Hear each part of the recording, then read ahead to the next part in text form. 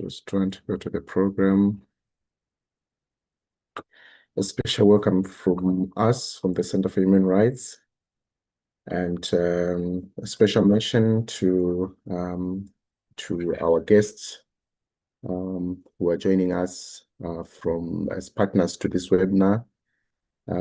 Particularly, we would like to acknowledge UNESCO partnering with us, and we also want to acknowledge the presence of Africa Check and Research ICT Africa and all the facilitators who have agreed to be with us today. So my name is Tendai Mbranje from the Center for Human Rights. I work in the Expression, Information, and Digital Rights Unit. So my role is to perhaps give an overview of the webinar we had last week, and to just give us a sense of what was discussed, what were the issues, and then to as an icebreaker to our today's webinar. So last week we had a webinar which is the first webinar leading to this one, where the speakers present were able to give us a ground, an overview of what's happening in the social media sphere, the social media platforms, how this evolving landscape has become complex, what are the opportunities, and in so far as human rights, in so far as education, in so far as civic engagement, civic participation, and also what are the potential harms that come with this a new development, with this innovation. So the speakers were able to discuss and to amplify and to give an awareness on harmful, potential harmful content, potential harmful sharing of information. They focus on disinformation. They also focus on misinformation, and they also give some insights on hate speech, the spread of hate speech, gender-based online harassment that comes with the innovation and with the growth and development of the social media space. Of course, we did focus on South Africa and how looking at the South Africa's political social landscape, and how these persistent challenges that are resulting, what are the persistent challenges that are resulting from the growth and development of the social media space. Of course, looking at the political and economic inequalities and how that exacerbate potential online harms, as well as potential intentional tensions that deepen mistrust and that undermine, ultimately, it undermines democratic participation. So we also reflected on various thematic areas, whether during elections, whether during off elections, how this social media is being used as a tool, and also at times how it promotes racial and socioeconomic divisions in the context of South Africa, and at times also it fuels xenophobia. Of course, like I mentioned about elections, how it may also fuel election related polarization and unrest. I gave an example of July unrest, July 20 in 2021 unrest, in particular in KwaZulu-Natal, which was a good example of how social media could be a destructive tool.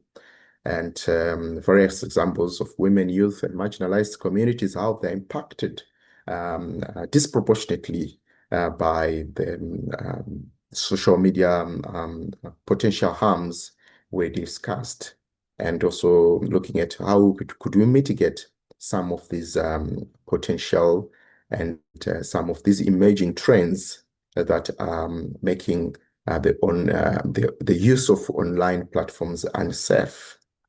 We also had an opportunity to discuss the legal frameworks that are present, that regulate and the weaknesses and strength thereof, that regulates the use of online digital platforms.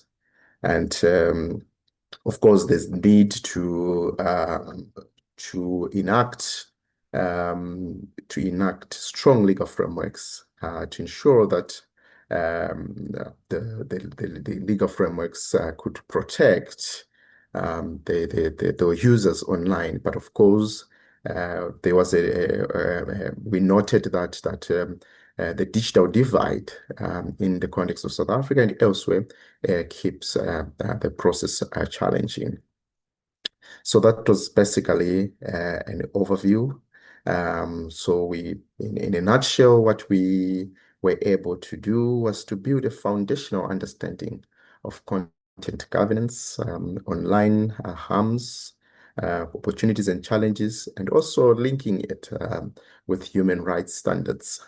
That the use of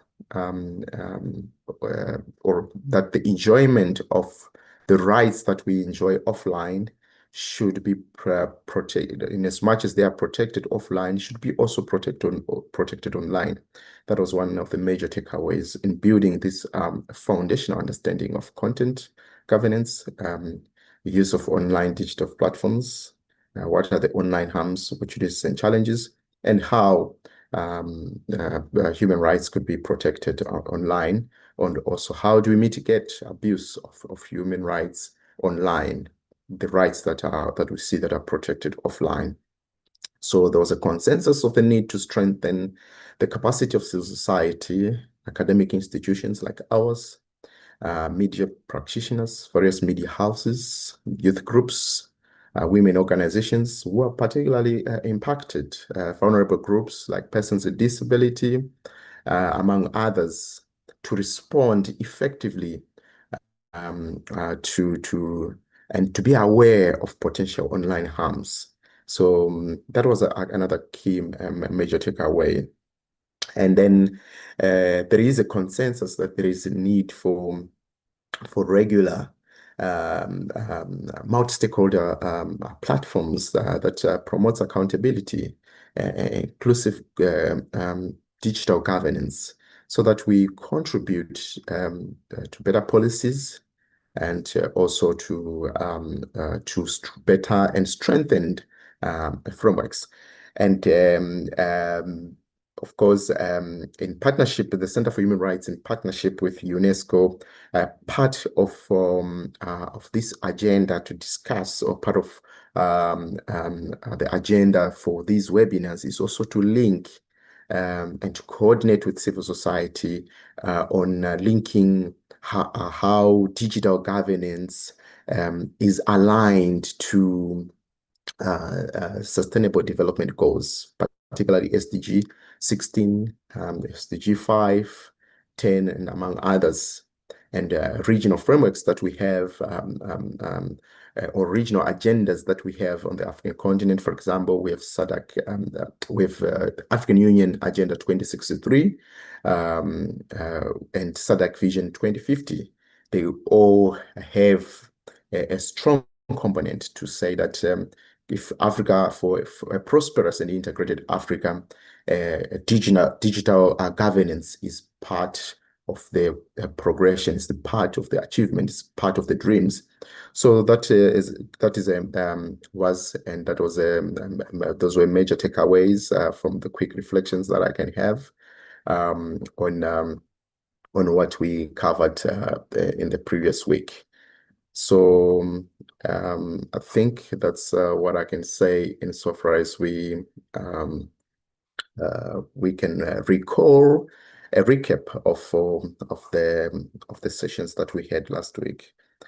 Belinda, do you want to add anything, or any colleagues from the Center for Human Rights who think maybe I missed something as a recap from what we had last week? No, thank you, Tendai. I think you did a fantastic job in summarizing what we discussed last week. Yes, okay, thank you so much. Would you like to welcome our first speaker or our first panelist to reflect on today's agenda? I think I'm not sure if Africa Check is online yet. If not, I think we should ask Chucks, Dr. Chucks or Tioma, sorry if I'm pronouncing your name incorrectly, to start with that segment, then we'll end with the coalition segment.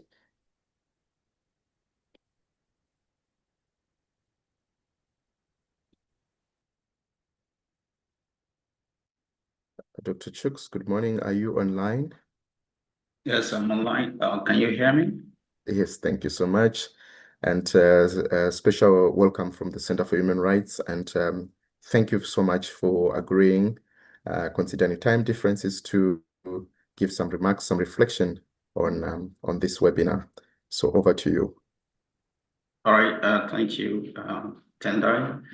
I received a instruction or information how to contribute to the conversation.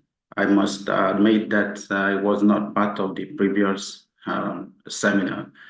But first of all, thank you for this opportunity and for the rundown that you gave earlier. What I want to do is to try to link uh, the exploration that we have, which speaks about evidence-informed policy making, to the discussion that you have here in this webinar. I want to, as expected of you, to present some slides. In this slide, I will look at the issue of evidence use in electricity policy making in South Africa, which is the project that we are exploring. Then the case for inclusive and diverse participation in policy process, including the knowledge production and the use of evidence in service delivery. So if we are talking about inclusive participation, then comes the role of coalition, the role of improve digital participation in the process. And when it comes to evidence production, put in the context of this gathering and its theme, we cannot ignore the fact that content generation or content production, as we know now that citizens are not just evidence users, they themselves are producing, and all actors, in the case of, say, electricity sector, all actors produce their own kind of evidence, apart from the hard evidence from science and research. So that is how I am framing the conversation, so that we have that connection. So it gives us case study. I will try now to project my slides. You can stop me anytime if you want to ask questions, or if you also think that is going maybe a direction that you are not expecting, so that we can bring it back, because I tried as much as possible to link it. Okay, let me try to now share my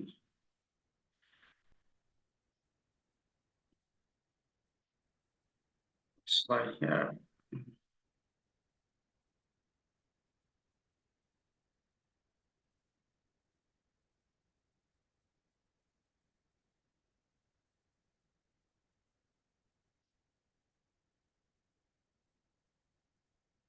Do you see any slides already?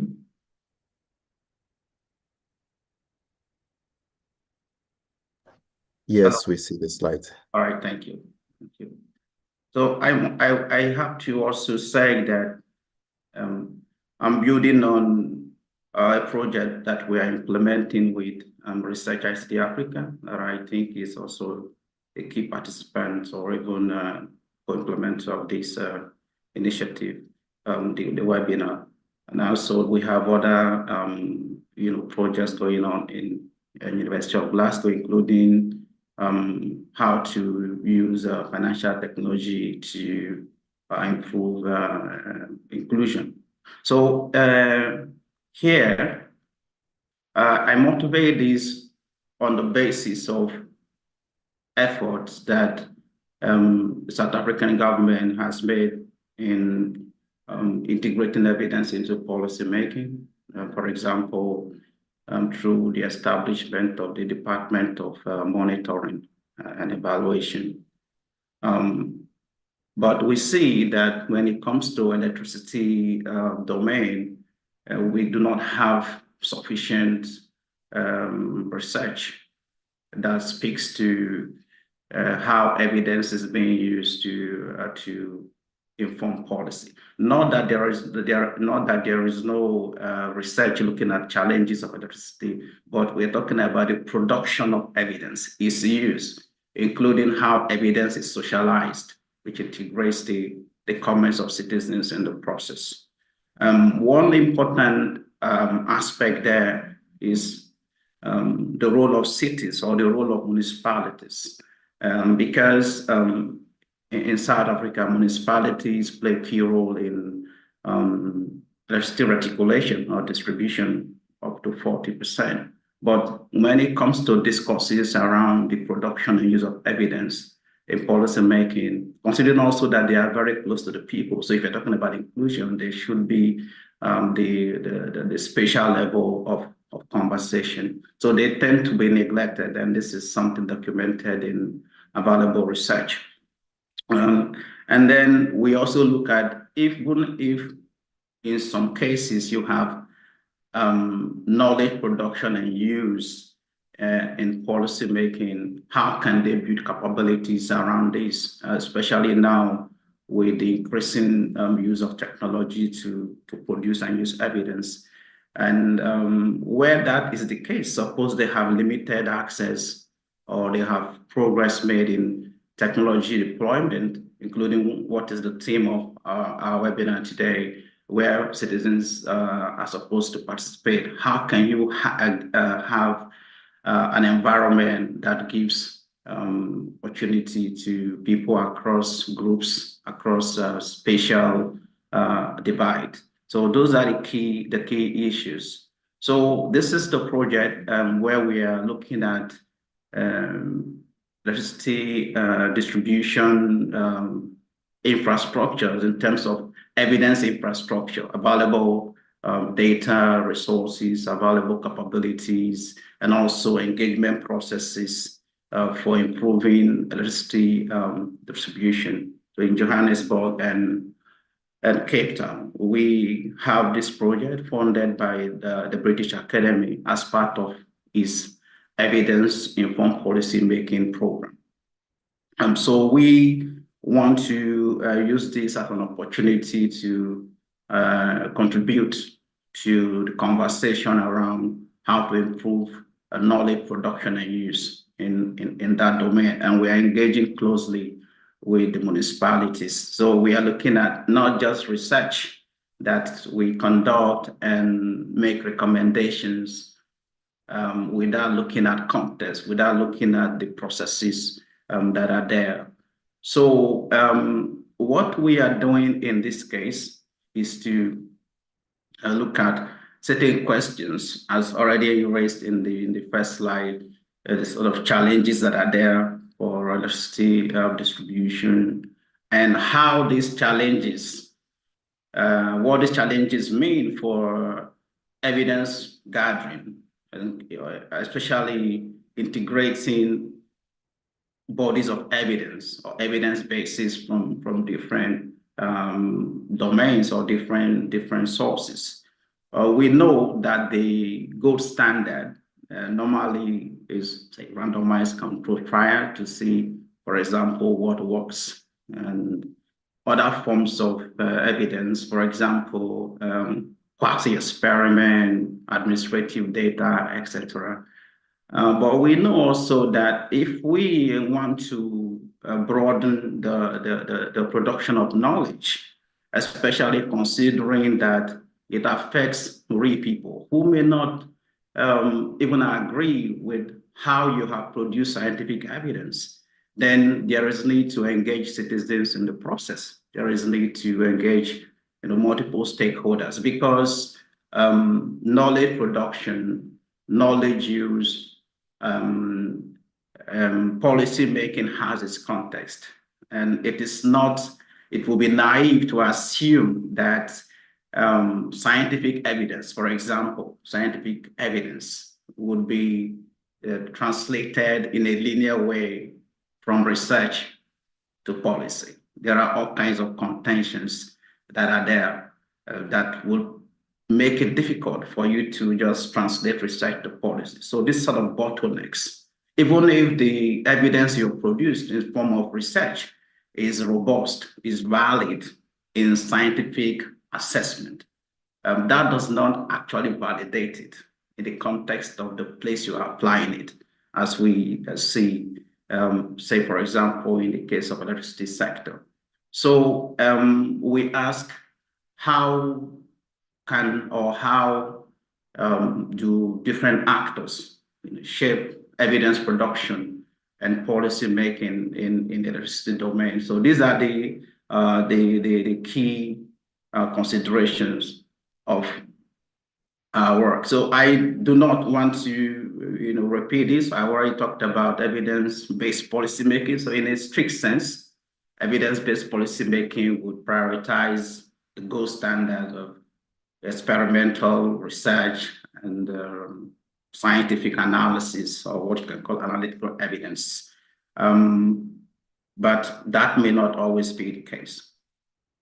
So what we are looking at here now is to see how in practice this is done and how to incorporate citizens. But I will try now to see how we can link it to the conversation that we are having here around content production, content use, how citizens engage, and also the risk of this. I mean, there are opportunities, even as Tanda mentioned during his introduction, there are opportunities for engagement using digital technology, using platform participation in knowledge production, in evidence production, but also in the delivery of service.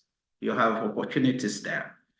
In policy engagement, the debates around whether it is acceptable or not. So in the legitimation process, you need digital platforms now. You also need digital platform in the first place to even conduct research, to gather data, etc. But then those are the opportunities. There are also challenges. Now in an era where everybody produces their own knowledge, they produce their own content. So I will take content in this context to mean some sort of evidence, sort of information that citizens contribute to the evidence system, that they contribute to the policy process. So how do you now moderate these knowledges or bodies of knowledge? And that's the challenge that we can bring into the conversation, much as we think that using a platform to improve participation is an opportunity. So I frame something around diversity in evidence-informed policy making, and what coalition advocacy could do in the process to enhance participation. So if we are looking at even the production of knowledge, say in scientific research, which may not always translate to policy, as presented. There often is this absence or weak link between research and policy making, such that there is a need for brokering or relationship building that brings research community and the traditional community together and policy making. I think that is one place that coalition, plays a role, brokering, to mobilize resources, to mobilize available evidence to inform policy making and to ensure, for example, civil society may want to hold government to account. They may also want to improve the environment where knowledge is produced and used in policy.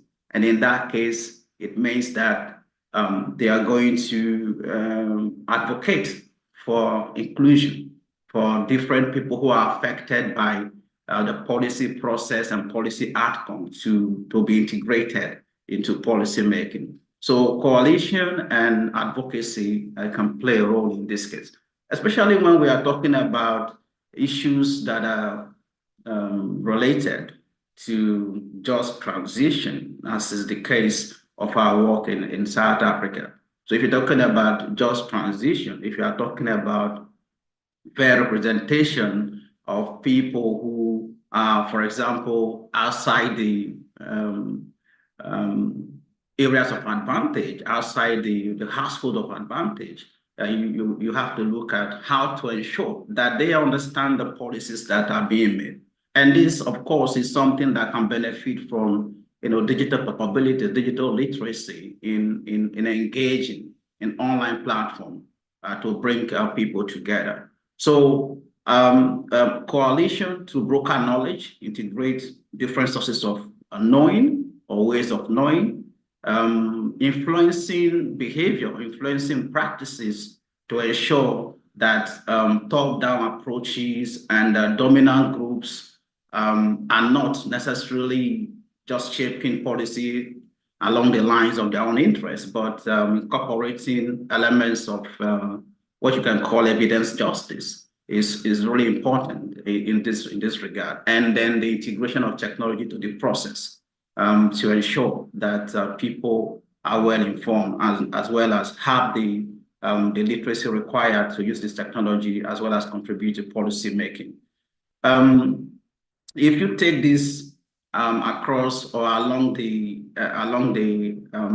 cycle, you see that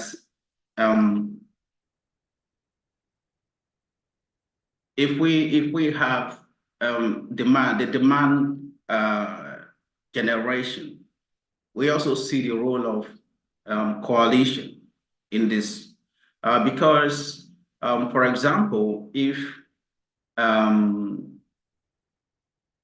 civil society holds government to account. For them to do this, they need evidence. They need evidence, for instance, that there is corruption. They need evidence that people are excluded. They need evidence that policies are not working. They are not being implemented, that they are being used for propaganda. For example, in the area of decarbonization, they need evidence to show that, let's say, coal interests are subverting or limiting the ability or progress made in decarbonization or towards decarbonization. So when this happens, they are also going to get government to implement policies based on, let's say, evidence presented to make case for, say, green transition. So you see that coalition working together of civil society, including also, of course, not working outside government, because I think the importance of this is to take government towards the right direction and not just to fight institutions. So in that area of evidence demand, there is a role. Then in the area of evidence generation, where you produce some of them, you'll see that, for example, the coalition between international organizations, local NGOs, and even government working together to produce knowledge. So again, you see the importance there. And of course, these days where we are leveraging the technologies to gather data, to engage citizens, to engage different groups, digital platforms also come there.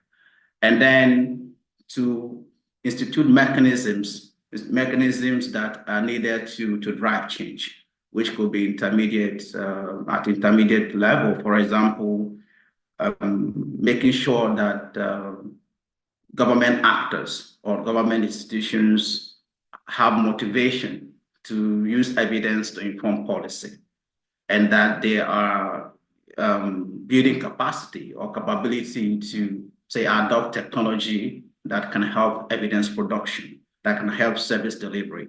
So this, again, is an area where coalition and advocacy plays a role. And then in the area of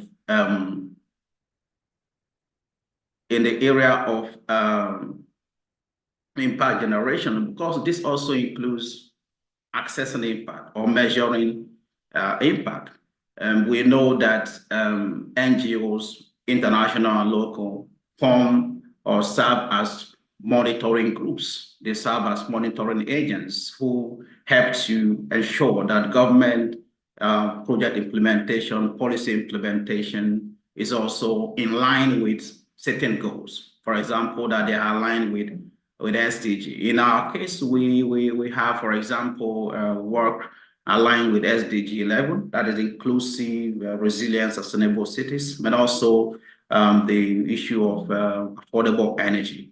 So building that sort of coalition that makes sure that issues that are being addressed are also aligned with big societal challenges is very important in this regard. And in this, of course, it means that we need to leverage digital advances to engage, as well as gather the sort of knowledge and evidence that is needed to work towards such priorities.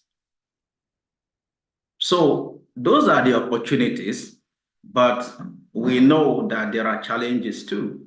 Now, if we take the case of South Africa, where we know that the coal economy is a heated one. The coal economy is a politically tense one, where technology production, value extraction, distribution of ownership of infrastructure is a no easy conversation. So what does this mean? If we are talking about engagement in knowledge production and using digital capabilities, and also bringing in different groups to ensure that they are involved in the discussion, it means that there is the risk of as well of misinformation. I mean, misinformation might not necessarily be something that people deliberately do to cause problem. It could just be that if there are no checks to validate knowledge, then there could be false evidence. And if policies are influenced by or based on false evidence or false narratives or content, as we may use in the case of online content sharing, then this can derail policy, they can derail goals. I think the worst one is disinformation, which could be deliberate. And we know that there is potential for disinformation if the stakes are high. We say that even in scientific research, depending on the stake that is there, it could be that evidence is not unbiased. And in energy sector, it might be in the health sector, it is not that biased because it has to do with human life. Of course, there can be commercial interest.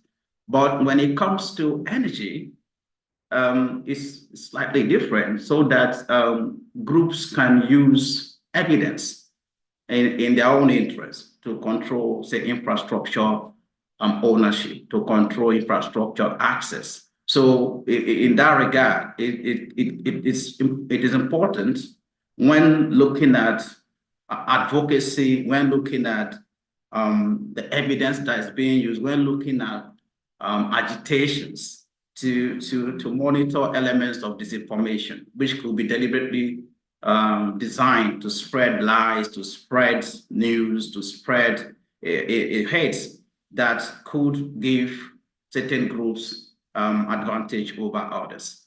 Another thing there is the increasing use of AI, which also has opportunity in African countries, and in specific case of South Africa, which is a relatively established system in the African sub-region. So it means that it's also a frontier for technology. So we see potential for AI and datafication, surveillance in service delivery, meaning the kind of data that goes into policy making, the kind of data that goes into infrastructure delivery. So what that means is that there is also the risk of privacy when you are using personal data to try to improve efficiency. At the same time, this poses risk. I think there are, of course, promising practices where you have some regulations that are there some policies that are there to ensure that you have safety, you have security, and also to develop talent. So to an extent, the National AI Policy Framework in South Africa is not in itself any law to solve the problem, but of course it points to issues of security, it points to issues of talent development, capability, and of course for inclusive infrastructure. So these are promising practices in the area of governance of digital participation, governance of digital advances, and can as well be applied to elements of interest in the domain of, say, energy transition, where we are expecting participation to take place, and where we're expecting that people are given fair access not only to the knowledge produced to shape policy, but also the infrastructure that is delivered based on such knowledge or evidence. This is the pressure that I have. I hope in some way that it raises question how we can govern or how we can moderate content production by citizens, by actors, and content application to policy making, and not necessarily just scientific research, but opening up the research space, opening up the evidence or content production space. I use content in this case to mean evidence for the benefit of all actors, all parties. Thank you for the space you have afforded me, Tendai.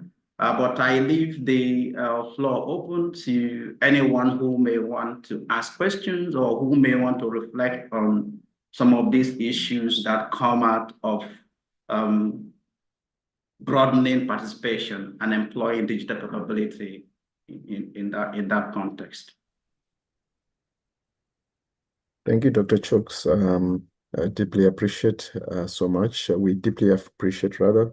There is, before I engage, there is a request from Temba to say, can you expand on AI implications in brief? AI application. Yes. AI implications. The implications of AI. Yes. Okay. Thank you. So the implications of AI, especially, I try to link it to this case because AI is a broad concept or technology. The beginning of AI, first on the promising side. So we have, for example, smart grid, smart infrastructure. So we know that AI provides the affordance to integrate data from different sources, and this is needed, for example, in the area of smart grid monitoring. I think Research ICT Africa also is, has publications looking at such possibilities in the countries of Africa. And there are also studies looking at the potential of that kind of transformation in South Africa. So for monitoring infrastructure and for delivering service to citizens, AI has potential there, including how to personalize services. Because remember, even in the aspect we are talking about, when you are using your phone, when you are using your devices, you're producing data, and this data can be used by any, of course, provided you give permission, whether you are aware you give permission or not. If you give permission, the data can be used to offer you service, personalized service. For example, even predicting your pattern of energy use. So there are promises there in AI application to even smart metering. And now, for example, you can send your data meter reading without having to do anything. They just collect it directly. So in monitoring, in delivery, that has potential to personalize your service, for example. Of course, this one now is not so much as AI, but of course, AI can advance it. In participating, you can now also engage online and contribute to discourses around energy consumption and use, including political issues around who is controlling what. So these are potentials, but the implications as well, on the negative side or the risky side, when you have this kind of these kinds of tools, your data being collected, say to deliver service, including your energy consumption pattern, which can as well be overlaid or be matched with other sort of data sources. So how do we draw the boundary between, say, your energy consumption data and your health data? Okay, especially in an African setting where people may not necessarily understand, for instance, how cookies work. You may say you go to a platform and you just press accept. You accept all options, and then that gives them access to your data. So suppose you have some kind of recommendations or some kind of files or in your phone or your computer that you do not want them to gain access to, or your location data in specific ways. How do you educate people in this kind of platform use? So these are the risks that are involved. And of course, we know that you have disproportionate access and capabilities, including across gender, across ethnicities. So we also see the negative consequence of these kinds of advances on those who might have existing disadvantages. So these are the positive and negative implications that I see, particularly in the context of our discussion.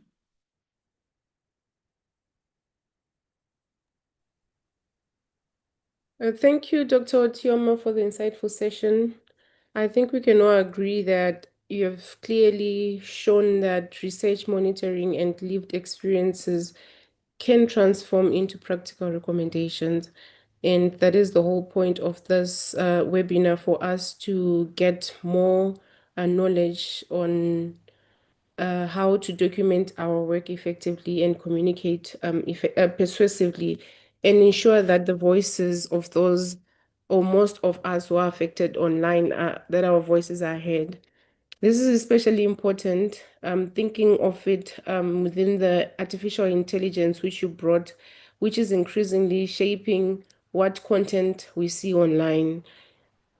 If we think about it, that AI can both amplify harmful content, and it can also offer tools for monitoring and analysis. It just depends on how platforms decide to utilize it in our daily lives. So thank you so much for the remarks that you gave. And before we proceed to the next session on building coalitions and advocacy strategies, I want to give a little bit of context into the bigger picture of what we are working on. When Tendai spoke earlier on, I think we need to amplify that this is a UNESCO Social Media for Peace initiative known as the SM4P. And the goal for the social media for peace initiative is to help communities become more resilient to harmful content online. How do we do this? We make sure that we amplify our voices and speak on protection of freedom of expression and promoting peace. Online spaces can sometimes make social divisions and allow worse or allow harmful content, disinformation, and harassment to spread, especially affecting young people, young women, and the marginalized communities at large. So, the initiative that Social Media for Peace has, the work is to tackle these problems while making sure that human rights are respected and that it develops an approach that considers the culture, language, and the social realities of each community in South Africa. It is being run, or the pilot programs were started in Bosnia, in Colombia, in Indonesia, and Kenya, and now they're expanding to Iraq and now South Africa this year. So this is part of their initiative in South Africa to see how content is managed on social media, what is allowed, how moderation happens, and who is accountable. And it is mostly left to the platforms themselves after we do this work for them to try and bridge the gap that we'll try and enlighten. So the Center for Human Rights is proud to be part of this team, bringing social media for peace to South Africa, together with the civil society groups, academics, and media practitioners that we are working with on this. So we are basically building the coalition, which builds to what we are about to discuss now, how to build coalitions, how support in advocacy pushes this, and what happens when we are in a coalition, the emphasis on transparency, fair, and human rights friendly approaches to these digital spaces. So Tendai, you can take over and speak on this, and then I'll also add after you. Thank you, Belinda. There are some comments in the chart. Someone is asking, from the human rights perspective, do you think that limiting the use of social media under a certain age is good for Africa? Personally, I do think that we need to find ways in which children, for example, can be taught about the use of social media so that it's not something that is alien to them. They can grow understanding its positive and its potential harms. I think we groom them young. So limiting to say the use of social media for a certain age, I don't think that's the solution. Right now, for example, we have YouTube for kids.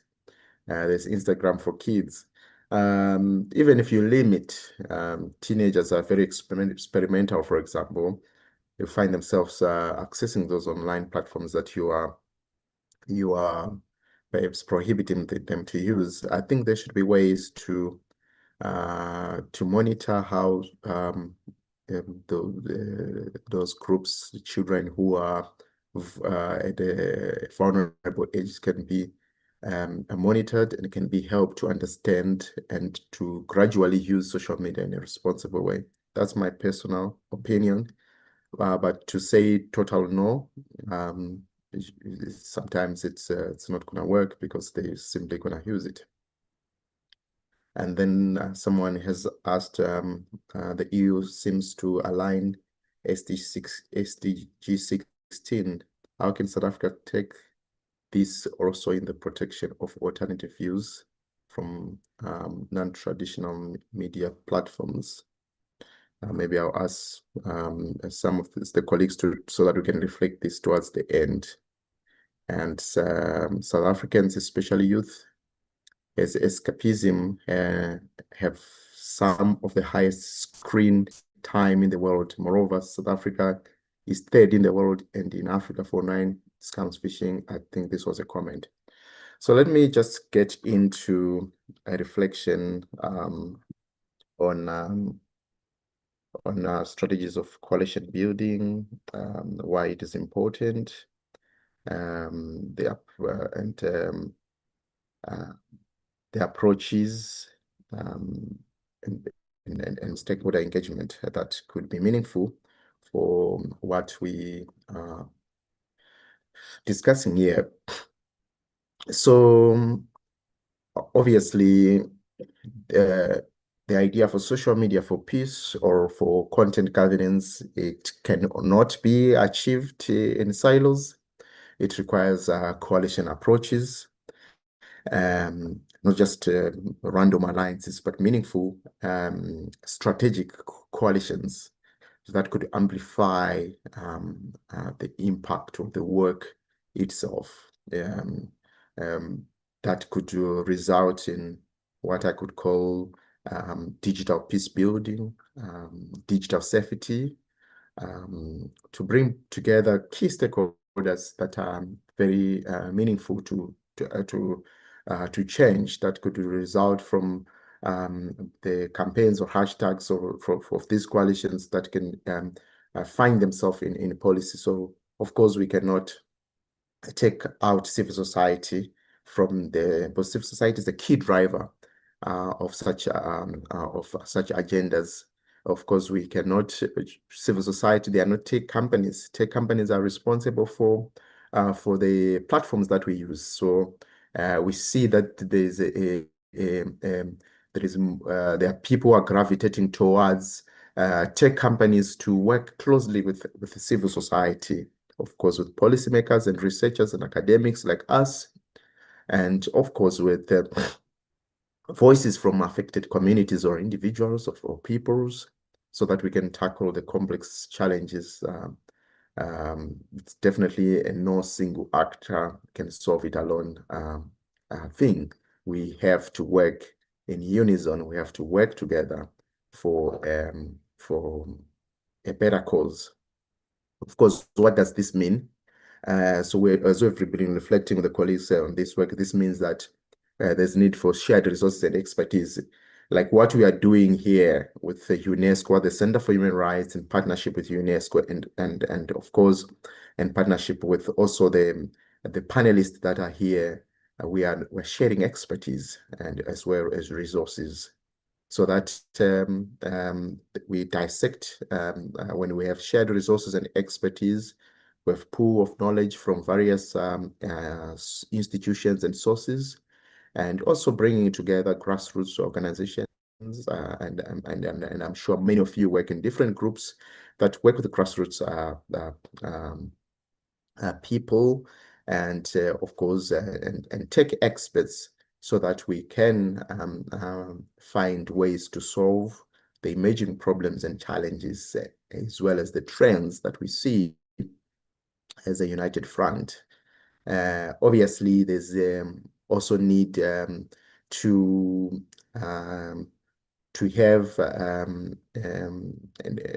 a preferential option for marginalized communities, because more often than not, coalitions tend to benefit those involved, or the elites, or the key stakeholders. But I think when we have a preferential option to the marginalized, and as we take these coalitions further for the safety of our people, I think that should be the key driver in a key strategy for meaningful outcome. I was doing some reading. I'm not so familiar about much about the Ushahidi platform that emerged in Kenya.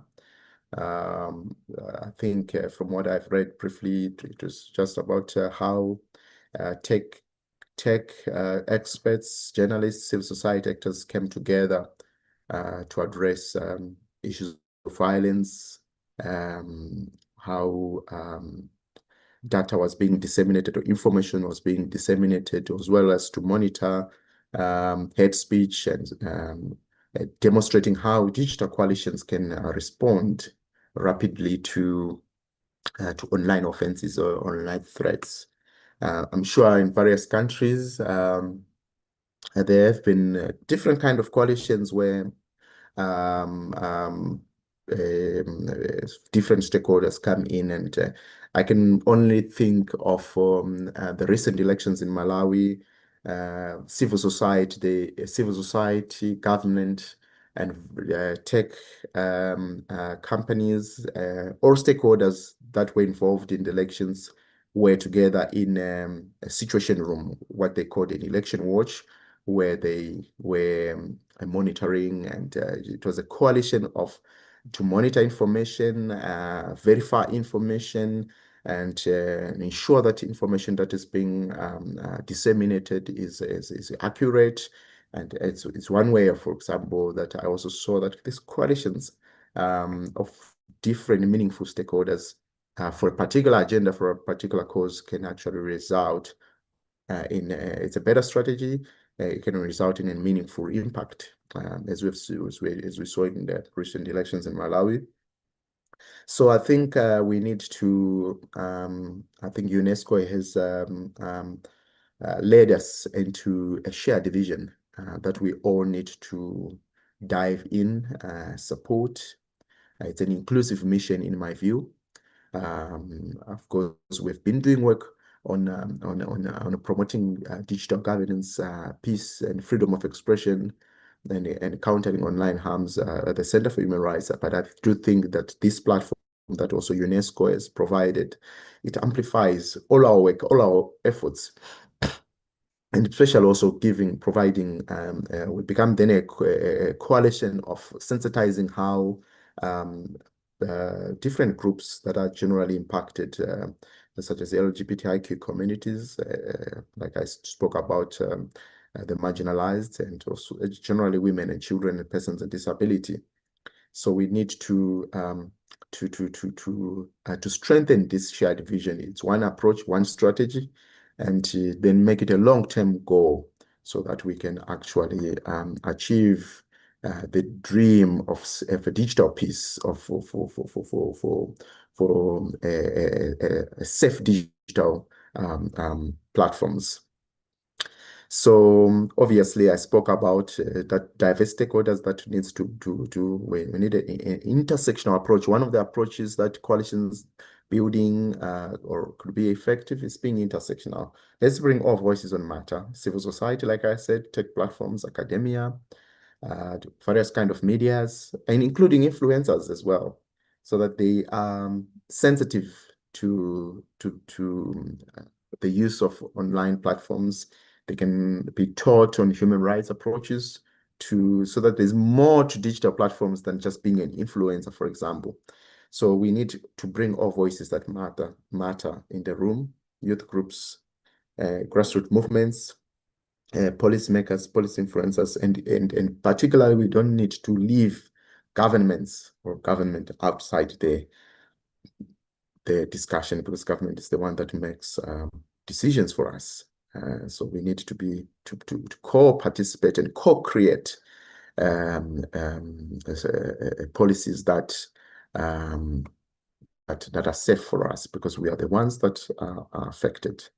And obviously, we need to build trust amongst ourselves, among coalition partners, strengthen our communication, open communication, mutual respect, and this space is evolving. So we also definitely have to find ways to always constructively share the vision, because also conflict is part of people who share vision, or stakeholders share vision. We should find ways to maintain and to nurture this shared vision, and obviously regularly evaluate our design or our strategy, maybe through working groups, maybe through rotational leadership. Like right now, UNESCO is leading. Maybe next time is the Center for Human Rights. Maybe next time is Africa Check. Maybe we can always, because when we have coalitions that we have rotational leadership. We also have rotational style of taking the vision forward. So I think that is one strategy, key strategy for effective results that we seek to achieve together with UNESCO. And like I said, that definitely this platform is not about hashtags alone, but it's about constructive, stimulating conversations that must result in policy change, must result at a policy level. And that's my take. And to also start having also discussions for those who have children, because we are talking about a short-term and long-term vision for this, for those who have children, for those who have minors at home, to start talking about responsible use of social media platforms, Instagram, Twitter, Facebook. I mean, Instagram is usually for visual story telling. I mean, people, they post whatever to tell a story through pictures. That is what's the idea of Instagram, but we see abuse. Twitter is real-time conversation and engagement, but we've seen that it's become one of the most toxic platforms for engagement. Facebook has been always about promoting community, and I think it's fairly still decent as a community platform with very strict rules for community. But of late, I've noticed that the community rules are susceptible to being violated, and there hasn't been much. They usually used to take down posts quickly that are seen as violating community rules. But of late, that hasn't been the case. That has not been the case. And then finally, we have LinkedIn, which is professional and institutional outreach. We can use it also for our professional coalitions, so that we can achieve our goal, this shared vision, so that we take this shared vision in different coalition platforms that that align also with the digital platforms that our people use. So those are the kind of quick remarks. I would just say let's be vigilant in our design of coalition platforms of who work together. Let's just be vigilant of the digital security risks that are there, so that we can collectively tackle the mission with knowledge, with power, with resistance of the harms that we see, and that are affecting people on a daily basis. Those are quick remarks that I can make, and I hand over to you, Belinda.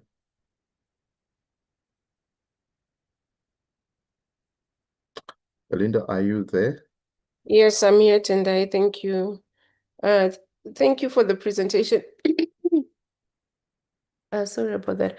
I just want to amplify what you briefly touched on, which is the role of social media influencers in coalition building, and looking at it from a young person's perspective, where our normal organizations, the CSOs, they are too serious for them, that they will probably not pay as much attention.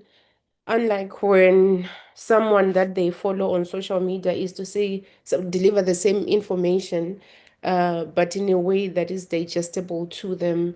So I just want to bring out the point that in today's age, social media influencers, they shape the conversations that we have on a daily basis. They reach to audiences within the society that most civil society cannot.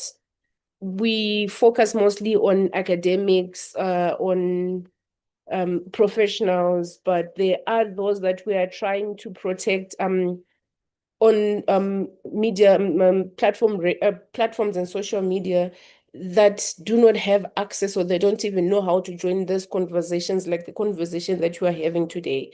We post on our LinkedIn pages, but how many people who are not particularly interested in this from an academic standpoint, or work-wise, how many engage in this conversation. So how do we then incorporate these influences?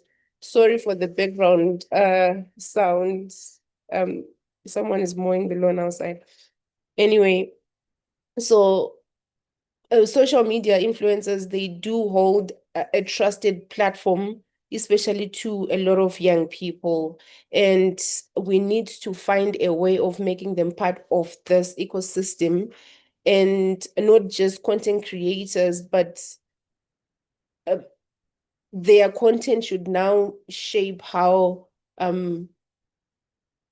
especially children see the online harm that can occur to them, so that we just don't pour information into them without protecting them on these platforms that we see them, we find them there.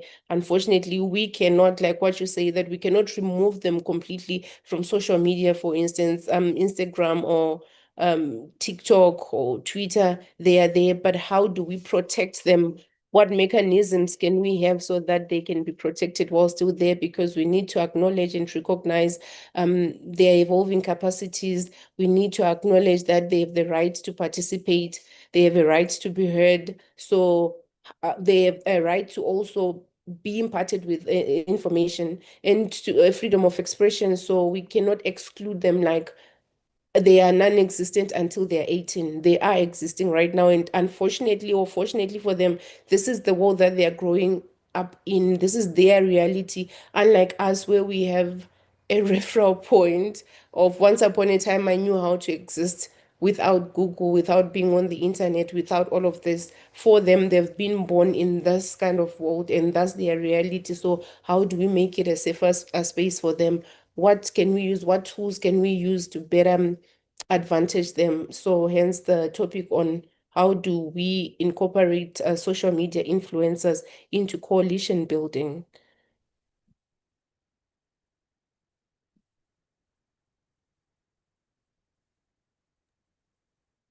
Thank you, Belinda, for those remarks. I'd like to invite the floor for quick comments. I understand some colleagues have been commenting in the chat box. Would you like to, Temba, would you like to say a word or two? Okay. Thank you. Can you hear me? Can you hear me? Yes, please come in. Okay. Thank you so much, Tendai. I was once a student over 10 years ago here. Yes, just to pick up on what Belinda she was talking about. I happen to be in the space, but in a very practical way. With regards to this, what Belinda was talking about, coalition building and the role of social media. I think it's now important for us as the academia to start thinking differently, to say, as the academia space, ideas are where they are generated. That means if the future needs to be defined by the way in which we are proposing, then that means at a Center for Human Rights level and the social media for peace initiatives, then it means an extended hand must be reached out to those who are aspired to be social media influencers, to give them the proper skills, the proper guidance that is grounded on academic principles, not as a way of someone to survive. Because let's be real here, people end up doing what they're doing, not because they want to, but it's because of a livelihood. But that livelihood must not come at the expense of the social well-being of everyone. So I will propose that as the academia, the spaces that we have, we reach out so that the future young people that we're anticipating should be must have an academic grounding in what they are doing, so that we get positive or definitive outcomes that we expect. Then on my last point is to say that on the earlier point, question that I asked pertaining to the impact of AI, I would say that When you look at SDG 16 in particular, what the EU is doing in relation to this social media for peace, I like that initiative. And in South Africa, I think we need to really focus on the POPIA Act, how it relates in that space and how effective it becomes in future. Yeah, thank you so much.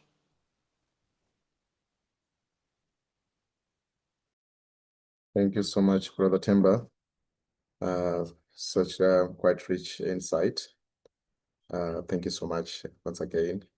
I see also, is it Kelvin? Kevin, you have been very active. Could you share some thoughts? Kevin, are you there? You were mentioning about the dark side of FB, that you found it promoting GBV and sexual exploitation in Reels. Would you want to elaborate more?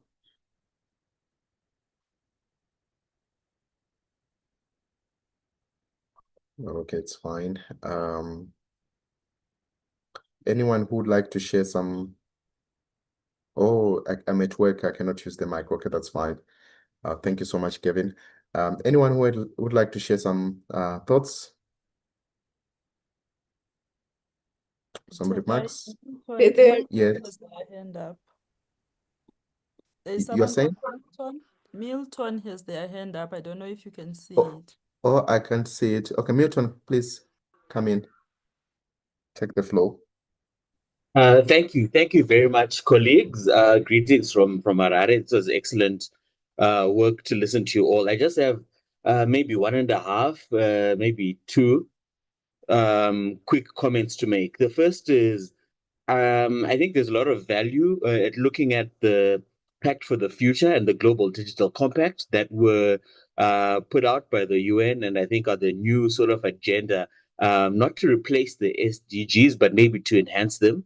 They have actions that are a lot more pointed and a lot more action-based and a lot more useful for coalitions such as the one we're talking about here. And I think I'd be happy to contribute or lead or help connections with other people in that space, even in terms of digital governance. The second thing is I wanted to mention, which is maybe a bit obvious and therefore overlooked, is how irrelevant is the wrong word, but how out of touch the social media world is with a good majority of Africa. There are people who simply do not have access to the conversations that are happening there, to how those things relate. And therefore, we have to look at bridging the digital divide and also recognizing that they suffer from a black box effect where it's very easy for someone to come in and say, this is from the internet and therefore it's right. And then, social media is abused. And then the half point is, of course, linked to that, which is the big bad thing called the algorithm. I think we need to develop a bit more understanding so that we could govern it better. As my good colleague was saying, in terms of things like GBV and so on coming in to Facebook, even worse things are coming across, such as pornography. It's now very hard to put down your phone if you pick it up for TikTok. It's not just children we need protecting from these social media engagement farms. It's also the broader population. So thank you again to everyone, and I look forward to the next meeting.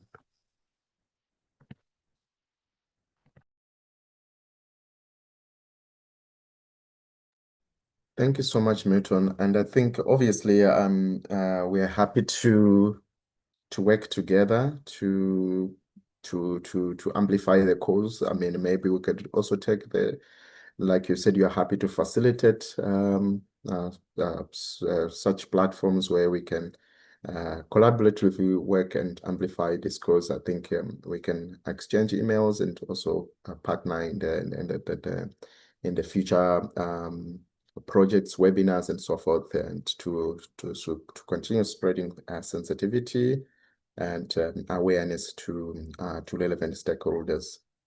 And I was just thinking while you were speaking, I was thinking about different parts of Africa where there's conflict.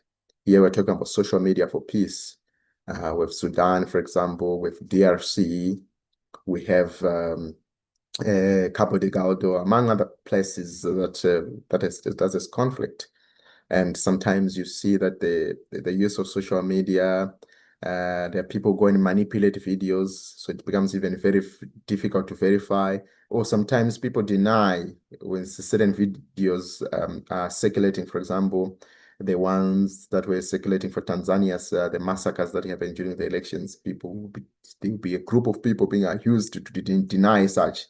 So we are really moving in a very complex space where even real videos could be tampered with, and then people say it's AI, then people ignore the real issues, for example, affecting the people of Sudan, people of Tanzania, people of Mozambique, so certain parts of Mozambique, and DRC, among many of our African brothers, sisters, and friends and family who are impacted by conflict.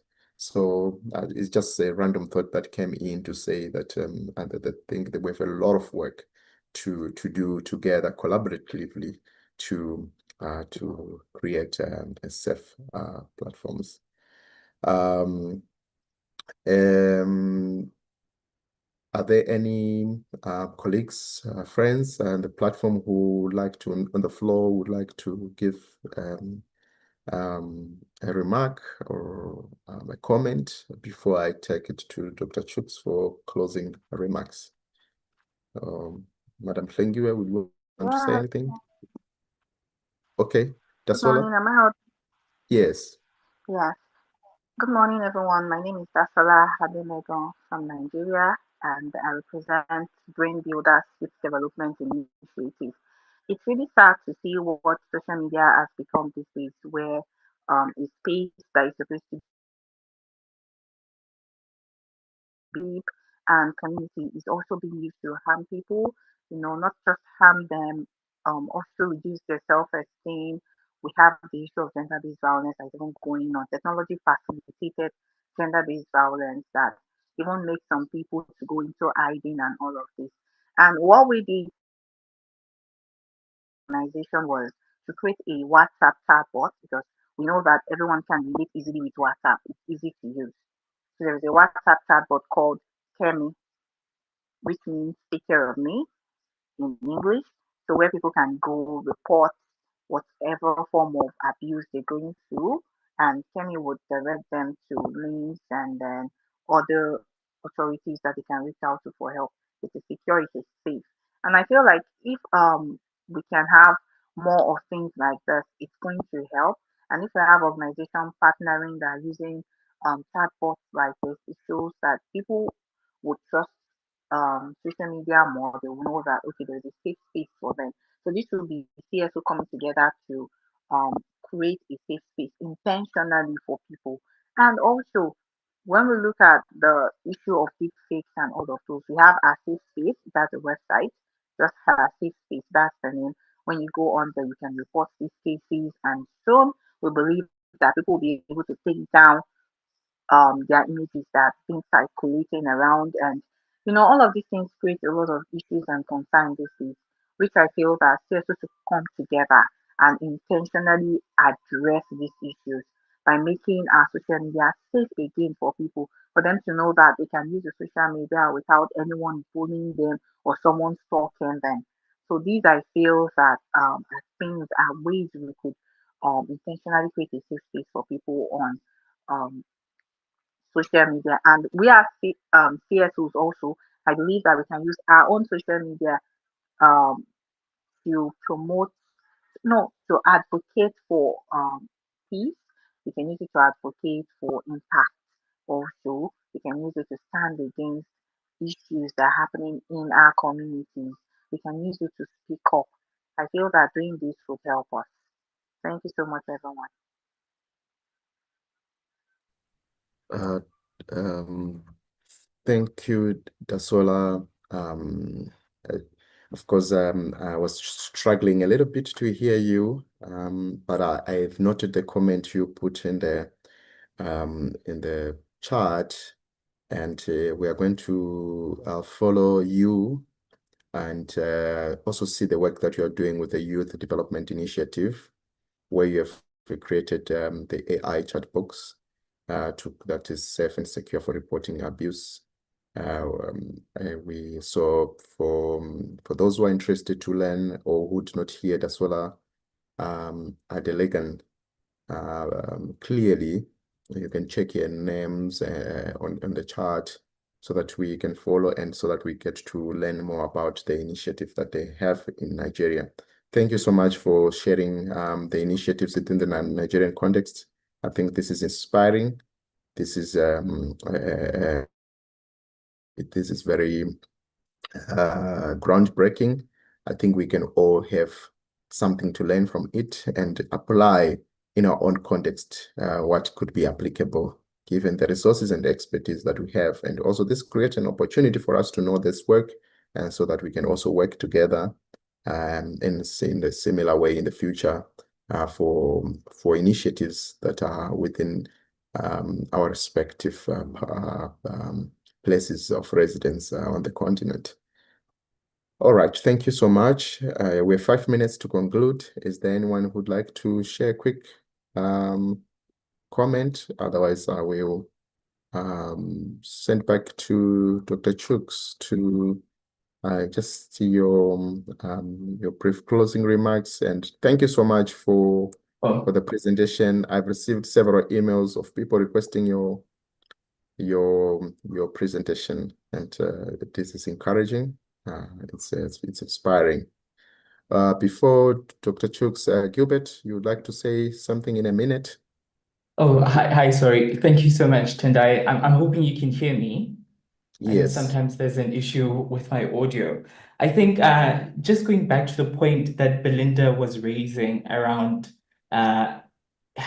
sort of reaching some kind of middle ground with younger people who might not necessarily have an interest in some of these much more academic discussions, so much more of this language that both academics, researchers, and activists use when they're speaking about activism, about like securing rights and politics. I think, and just also going back to the point that I think it was Chantal that had made about having some kind of safety influencers as opposed to maybe directly platforming influencers that might have political inclinations. I think it does present an issue because sometimes you have somebody who is an influencer leading and directing some kind of discourse on social media. And as we know, you find a bunch of other people that are content consumers. So some followers who find something very problematic about that person that they spread a year, 10 years ago. And it somehow creates a lack of credibility about what they say, even if what they were saying is something that was needed to be said and we needed to discuss. So I think it's, and that's also confronted by the fact that the language that academics and researchers use is also in a way not as accessible as it should be. So I think how then do we create that space where, as opposed to being reactive to whatever is happening on social media, but still engaging with segments of the of populations, maybe even globally, to have those kinds of necessary discussions about politics, about activism, but not fall into those dangerous territories where you end up platforming or giving legitimacy to people that might in somehow lead back to a level of discredibility. I think it's a bit all over the place, but the issue is, I think sometimes we are in a space where we have to wait, sit and watch, and just be consistent about releasing information and sharing information that is credible, as opposed to just reacting and platforming people that maybe lack that credibility that is necessary. Because that's what it's starting to look like. If you go on Twitter or now X, every single time somebody says something or tries to introduce discourse, the first thing that people do in response is to ask Grok, if it is true. And that on its own is also problematic because Grok is not a credible source of information for anyway. But it shows that people on these platforms hunger for credible information. It's just maybe not as accessible as it should be. Thank you so much, Gilbert. This is helpful. I noted another hand. Someone was raising a hand.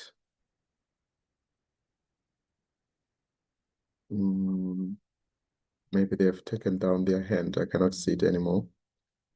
All right, Dr. Chooks, maybe just it was Patrick. Patrick, you have withdrawn your wanted to contribute. Yeah. Thank you very much. Yeah, I'm very happy to be here. Yes. Yeah, are you getting me? Yes, just in a minute, you can give a quick your comment. Yes, in a minute, let me go up about it. I says I'm very happy to be among you. And I think that together we can work hand in glove so we can see how Africans can work to continue with the activism of advocacy, which is also nowadays in Cameroon, we are having abuse, arbitrary arrest of youth due to the post-electoral cases that is going on. Most of them are detained in prisons where because the election was reached, and there is rioting in Cameroon right now because most youth who manifested about the post-electoral issue has been locked into in some prisons. Till now, nothing has been done. There are some lawyers working on that, so we can see how we can do. So I think that this platform is very good so that Africans can rise up and see how to work hand in glove to bring a greater change for the next generation that will be coming. So that's it. I'm very happy to be here among you people. Thank you so much, Patrick. I think we ought to actually also amplify issues that is happening in Cameroon. We have not forgotten, or Africans have not forgotten about the people in Cameroon.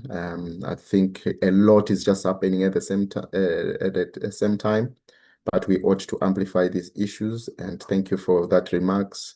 And I'm sure colleagues here, they will go on their platforms, check what's going on in Cameroon, and also amplify so that the world is aware, Africa is aware of what has been happening in Cameroon. Thank you so much, and we wish the people of Cameroon peace.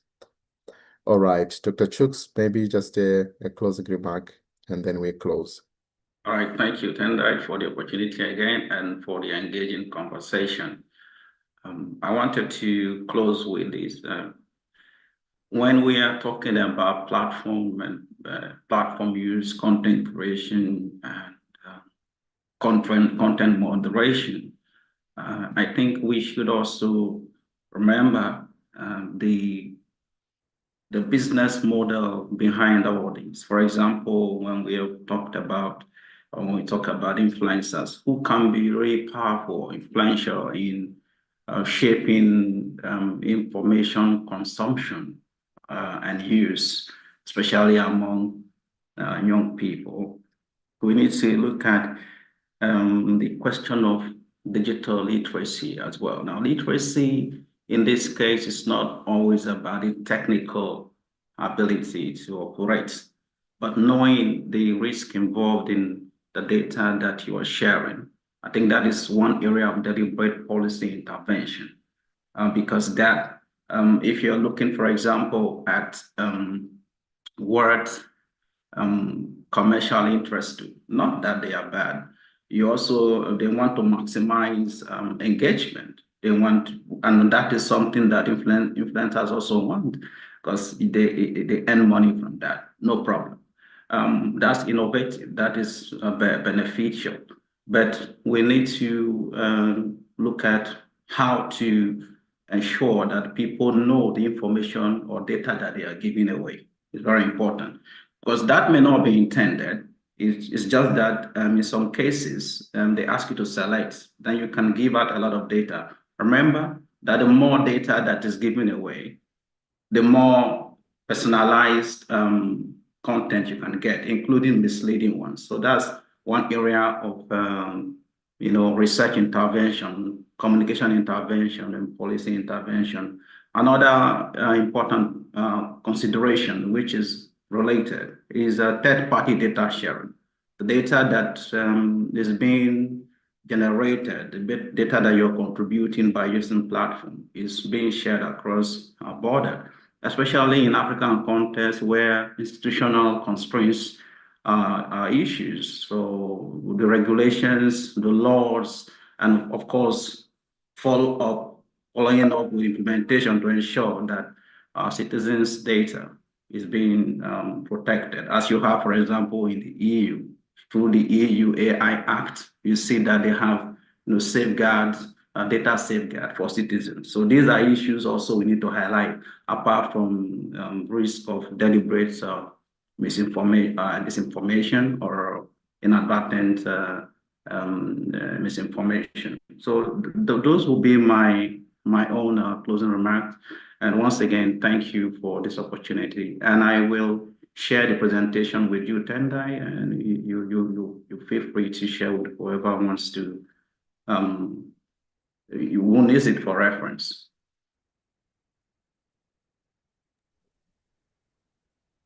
Thank you so much, brother. Much appreciated. And let me take the opportunity to thank you all for making time on a good Thursday morning to midday to just have this important discussion. Please reach out to us or let us work together in ways possible in the coming year on the same agenda, so that we transform our continent into a better continent that is strong on digital governance and use of digital platforms. Thank you so much, and thank you so much to the colleagues, our team at the Center for Human Rights, and the partners as well. Have a great day. Great day too, thanks. Okay, bye-bye. Thank you. Thank you, everyone.